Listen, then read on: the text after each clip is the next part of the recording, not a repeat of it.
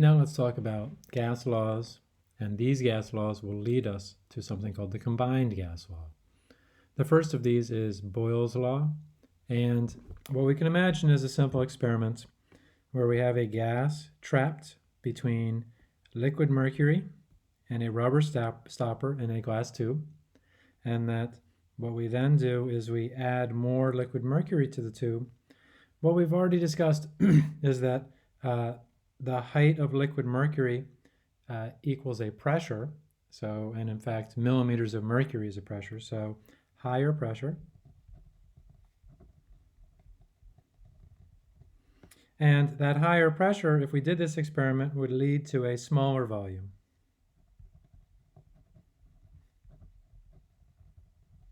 And just to be specific, that is a smaller volume of gas. This doesn't work with liquids or solids. So higher pressure, smaller volume of gas.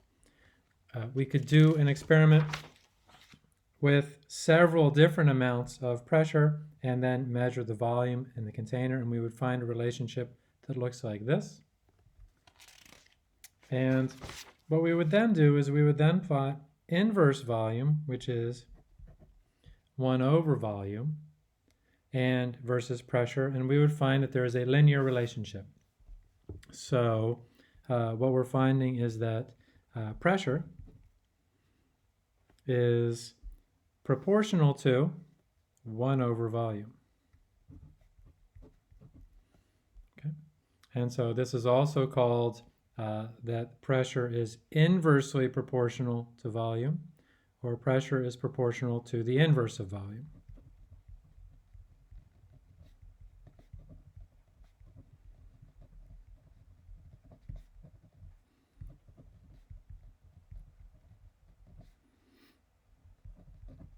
And of course, another way to refer to the inverse would be the reciprocal.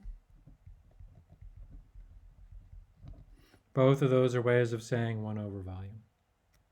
Now, what we can see is that this relationship is linear. That's what proportional means. So pressure is proportional to 1 over volume. And in fact, we can see that it goes to the origin. And for relationships like this, what we can say is if they're directly proportional, then pressure is going to equal 1 over volume times a constant. And the constant we will call lowercase k, and that's a pretty common thing to do. Constant in German starts with a K, not a C. So all this is putting a number there. We won't say what this number is. We just know that there is a constant that relates these two. That's what being proportional means. And what we can then do is we can then multiply through by volume on both sides to find that PV equals a constant. And if PV equals a constant, that means any set of values, that should just be P1, V1, any set of P and V will equal a constant. So P2, V2 could be some other pressure and volume equals P3, V3, etc. And now we have just taken this relationship here and turned it into the more commonly used form of Boyles Law.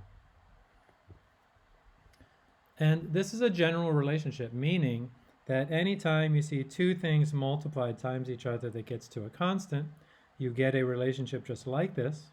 We've seen something like this before, specifically for the dilution formula. And the dilution formula, and I'll put it in parentheses because we're just mentioning it here. We did already memorize this and see that a version of this is on the conversion and equation sheets. But this in here, molarity and volume are inversely proportional to you. As one goes up, the other goes down. Pressure and volume follows the same relationship. Okay.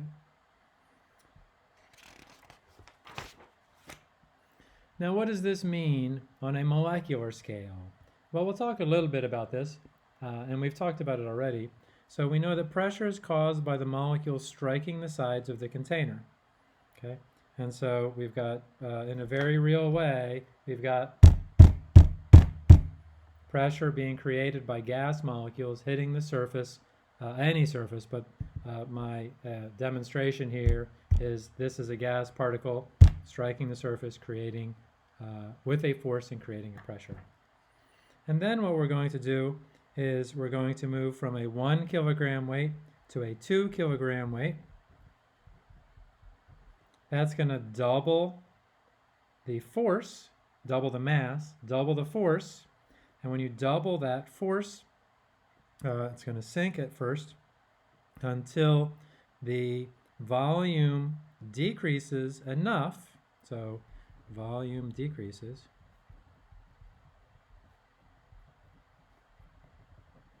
until the collisions that were bumping into all these areas, so there's less area, so there is less area,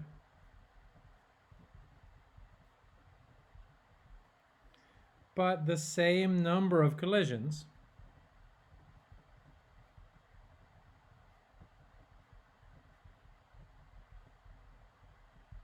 And so now there's more collisions pushing on the smaller volume and the smaller surface area. And so what happens is there are more collisions pushing back against the 2 kilograms because there is less volume. So volume decreases until there is less area, but the same number of collisions. So more collisions per area equals higher pressure. So that's a colon, more collisions per area equals more pressure.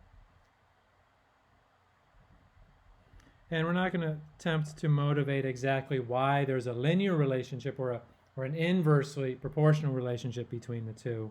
All we're trying to motivate here is that as you shrink this down in volume with more pressure and more mass, that there are more collisions or the same number of collisions over a smaller container size ends up having more collisions and more pressure to push against the 2 kilogram mass. Here is an example.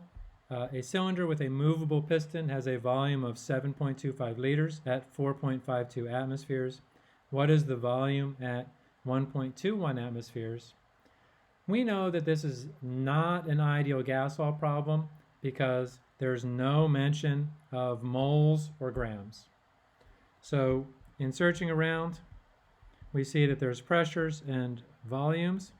So we'll use P1 V1 equals P2 V2, which is also on your conversion equation sheet.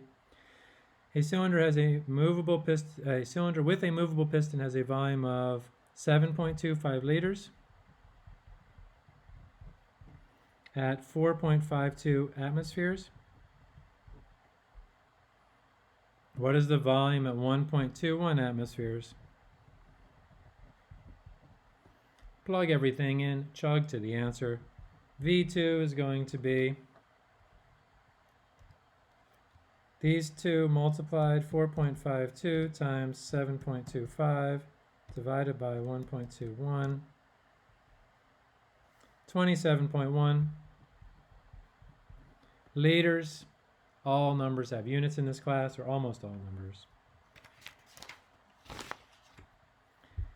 Here is a companion problem, although that also uses the same P1 V1 equals P2 V2. And now let's go on to a Charles Law experiment and Charles Law. Again, you don't have to know the name. The experiment looks like this. We have a beaker of water, and in it we have both a thermometer and a capillary tube. The capillary tube is sealed at the end, and it is sealed right here by a liquid bubble. So our gas bubble is actually that area right there. And what you can do is you can heat up the water, and as you heat up the water, the gas heats up and the gas bubble expands. And it's a simple experiment, although it's a very boring experiment to do because all you do is you heat up the water, the gas bubble expands, and then you turn off the flame and you let the water cool down over a couple of hours. It does lead to very nice data. And I'll show some of that data right now. This is actual data from doing this experiment back when we did an experiment in this course using that apparatus shown on the last page. This is student data. And what this does is the data was taken for height of the gas bubble versus temperature in degrees Celsius. And, oh, we're a little zoomed in now, so let me get back out. There we go. And for height of the gas bubble instead of volume, we know that for a cylinder, which is what our gas bubble is, the volume is going to be, let's see, pi r squared is going to be the area of this times height, where pi r squared now becomes our constant of proportionality, and the volume of the cylinder of gas is now proportional to the height. So height of gas bubble is proportional to volume of gas bubble.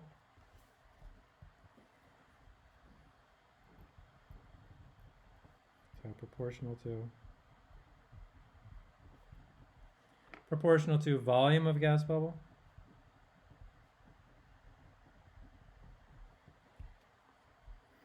And what we can also see is that the height of the gas bubble has a linear relationship with temperature, and therefore height of the gas bubble is proportional to temperature. Put those two together and you get volume is proportional to temperature. What we'll do is we'll go ahead, and if two things are proportional to each other,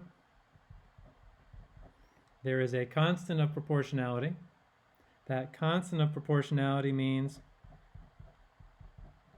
that volume over temperature for any of these combinations is proportional to K, and we therefore get V1 over T1 equals K equals V2 over T2, etc., etc. And our version of Charles' law that is most useful is that V1 over T1 equals V2 over T2. And this is what a relationship looks like for any two things that are proportional to each other. So mathematically, you can derive this for any of those relationships. And I should say, this is only true when T is in Kelvin, and we're still in degrees Celsius yet. So I'm going to add T in Kelvin right here. Let's see if I've got space. T in Kelvin, that is not Tink, as in Tinkerbell, one of my daughter's favorite characters when she was younger. Okay, so same set of data. Now I'm going to expand the axes a bit. And when I do, I'm going to have the x-axis go all the way back to minus 300. And what we can do is, if you extrapolate the data all the way back here, and let's see, I'm going to make it work here.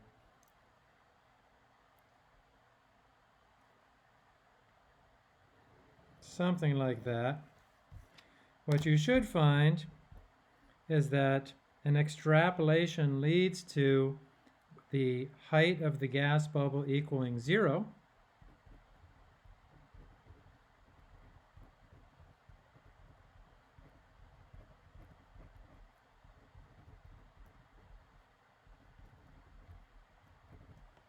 If it's done perfectly correctly, And that's hard because we are extrapolating. We are going well beyond where our data is. So any small errors lead to big errors when you get farther away from your data. But in a perfect world, the height of the gas bubble equals 0 at minus 273.15 degrees Celsius. And this is one other thing that we can think about when we think of 0 Kelvin, because minus 273.15 equals 0 Kelvin. 0 Kelvin is the temperature at which the height of a gas bubble and the volume of a gas bubble goes to 0. So 0 Kelvin. It's the temperature at which a gas has 0 volume.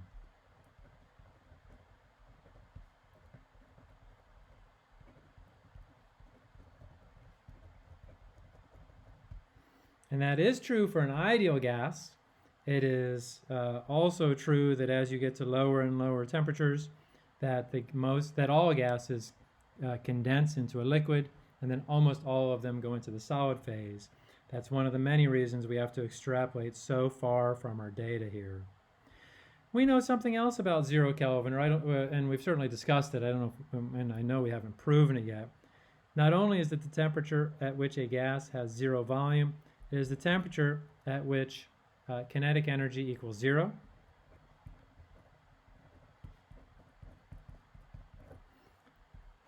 And when kinetic energy equals 0, that means all motion, even vibrations, so all motion is stopped. So I'm going to turn that into a comma. All motion has stopped.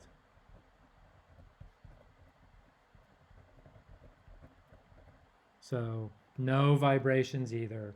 And we can't get to 0 Kelvin, but as a limit, and this is what we're doing here, is as a limit or an extrapolation we can. Excellent. Now for Charles' law, V1 over T1 equals V2 over T2. Here's a typical example. Excuse me. A gas has a volume of 2.57 liters at 0 degrees Celsius, which is 273.15 Kelvin. You must always work these problems in Kelvin.